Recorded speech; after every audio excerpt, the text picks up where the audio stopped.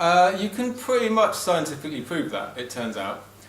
So I actually live in Athens. I live in Greece, and in the ancient Agora Museum in Athens, they have a machine which I can never pronounce correctly called the Klytioria, which is a big lottery machine, basically.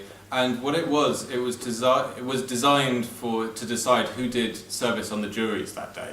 The juries governed lots more than just court cases. They ran the city. And the governance of ancient Athens, the original democracy, was mostly governed by people who were elected by lot. Now, bearing certain things in mind, they kept slaves, it was only land-owning men, a number of other things. It was far from perfect.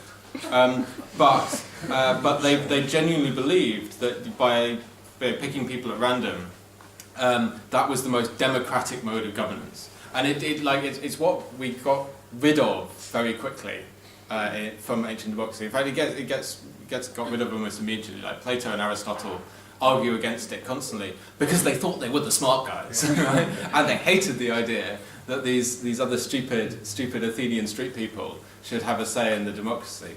But political scientists have kind of carried on flogging this for years, and there's a huge amount of evidence that suggests that for a vast class of problems, and particularly different sets of problems, i.e. the sort of problems that politicians face, which are not all problems of a single kind, what's required to address them is cognitive diversity, a bunch of different levels of ability and different ways of thinking that come out of those. And that actually a group with a range of cognitive abilities, not levels, but abilities, there's a really clear difference, is better at general problem solving than a group with a high average, right, of supposed experts in any particular subjects. And there's been a lot of studies in this. And that idea of this kind of,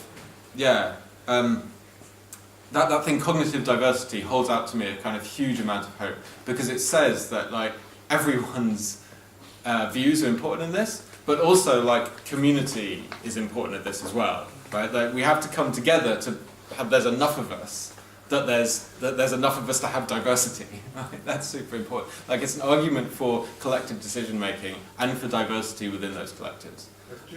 Jury services the next. And jury services, like 12 people seem to generally come up with the right answer. Yeah, it's bonkers that we assign like no longer the death penalty, but pretty serious judgments in society to random people, right? But don't extend that to decision making and lots of other stuff.